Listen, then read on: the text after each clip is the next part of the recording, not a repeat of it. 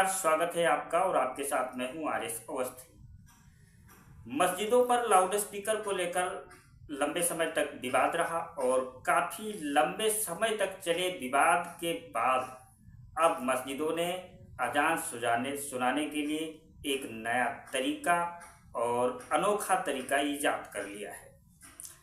मुंबई की कुछ मस्जिदों के लाउड स्पीकर पर कोर्ट की रोक के बाद अब कुछ मस्जिदों ने एक नया और कह लीजिए बेहतर विकल्प खोज लिया है ऑनलाइन अजान का।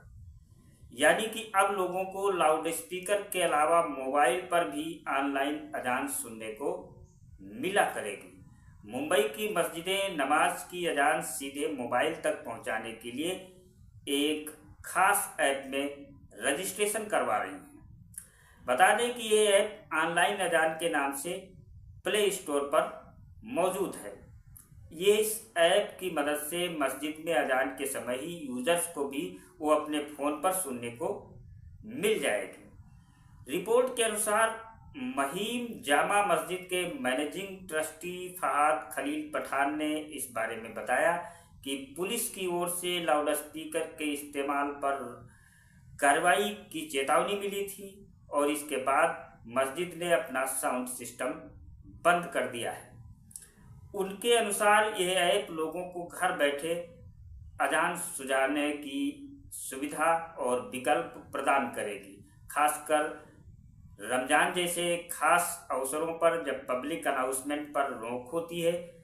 अब जब मस्जिद में इमाम अजान देने आते हैं तो मोबाइल ऐप पर एक बटन दबाते हैं। इसके बाद शहर भर में जिनके पास ये ऐप है, जिनके मोबाइल में ये ऐप इंस्टॉल्ड है, उनके मोबाइल पर अजान की आवाज़ तुरंत सुनाई देने लगती है। पहले मस्जिद के बाहर बड़े लाउड स्पीकरों से अजान तेज आवाज़ में सुनाई देती थी, लेकिन अब छोटे बॉक्स और छोटे स्पीकर लगाए गए हैं। बड़े लाउड स्पीकरों को ढक दिया गया है, बंद कर दिया गया है, जिससे कम डेसिबल में आवाज़ सिर्फ मस्जिद परिसर तक ही सीमित रहती है। महिम मस्जिद के ट्रस्टी ने बातचीत में इस ऐप के मायने भी बताए हैं। उन्होंने कहा है कि लाउड स्पीकर पर बुजुर्गों और आसपास के रहने वाले लोगों को परेशानी होती थी और इसी समस्या से निपटने के लिए महिम जामा मस्जिद ने खास मोबाइल ऐप अपनाया है, खास मोबाइल ऐप ईजाद किया है, जिससे अजान को ठीक उसी समय मोबाइल पर सुना जा सकेगा जिस समय वो मस्जिद में होगी। जब पुलिस हमारे पास आई और लाउड स्पीकर हटाने की बात कहने लगी तो हमने सहयोग करने की बात सोची। हमने तमिलनाडु का उदाहरण अपनाया और अजान ऐप लॉन्च किया। अब अजान की सूचना और ऑडियो सीधे लोगों के मोबाइल तक पहुंच रही है। बता दें कि इस ऐप को तमिलनाडु के इरनेल वैली के आईटी एक्सपर्ट की मदद से तैयार किया गया है और ये ऐप अब एंड्रॉइड और आईफोन दोनों प्लेटफॉर्म पर मौजूद है। ये ऐप अब मुंबई के माहिम, चेंबूर, मानखुर्द, कुर्ला और बांद्रा सहित आधा दर्जन से ज़्यादा मस्जिदों में सक्रिय रूप से इस्तेमाल हो रहा है और माहिम में अब तक 500 से ज़्यादा लोगों ने इस ऐप को डाउनलोड कर लिया है और मस्जिदों के बाहर क्यूआर कोड लगाए गए हैं, जिन्हें स्कैन करके लोग आसानी से इस ऐप को डाउनलोड कर सकते हैं। अब सवाल आता है कि आखिर ये ऐप काम कैसे करती है। तो बता दें कि पठान के मुताबिक यह ऐप अजान के समय मस्जिद से सीधा लाइव ऑडियो स्ट्रीम करता है। इस मस्जिद में जब मस्जिद में अजान होती है उसी वक्त मोबाइल पर भी वो सुनाई देती है। इससे उन लोगों को खास फायदा मिलेगा जो लाउड स्पीकर की आवाज़ नहीं सुन सकते हैं।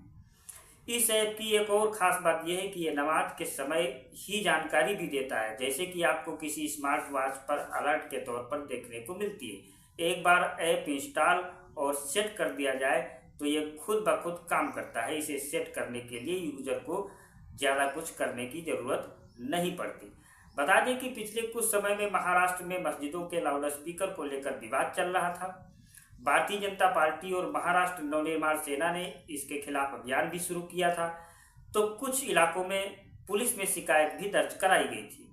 दूसरी तरफ मुस्लिम समुदाय इसे अपनी धार्मिक आज़ादी पर हमला मान रहा था, लेकिन मुंबई की ऐतिहासिक माहिम मस्जिद ने इस विवाद पर एक अनोखा और बेहतर और तकनीकी समाधान निकाला, जो कि है अजान ऐप।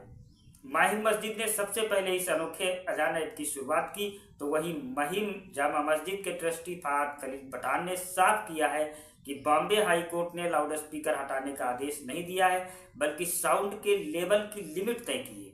इसे दिन में 55 डेसिबल और रात में 45 डेसिबल रखने का आदेश दिया गया है। पुलिस की बार बार अपील के बाद मस्जिद ने अपनी इच्छा से लाउड स्पीकर का इस्तेमाल बंद कर दिया है और अब दिशा निर्देशों के अनुसार बॉक्स स्पीकर का उपयोग किया जा रहा है। ऑनलाइन अजान के ऐप के को फाउंडर मोहम्मद अली ने बताया कि ये ऐप बनाने वाली कंपनी 3 साल पुरानी है और तमिलनाडु की 250 मस्जिदें पहले ही इससे जुड़ चुकी हैं। ऐप का इस्तेमाल करने के लिए कंपनी मस्जिद का एप्लीकेशन फॉर्म और अजान देने वाले व्यक्ति का आधार कार्ड वगैरह मांगती है और इसके बाद मस्जिद में इस ऐप की सेवाएं प्रदान कर दी जाती हैं। तो आपको ये खबर कैसी लगी? आप अपनी राय हमें कमेंट बॉक्स में ज़रूर बताएं।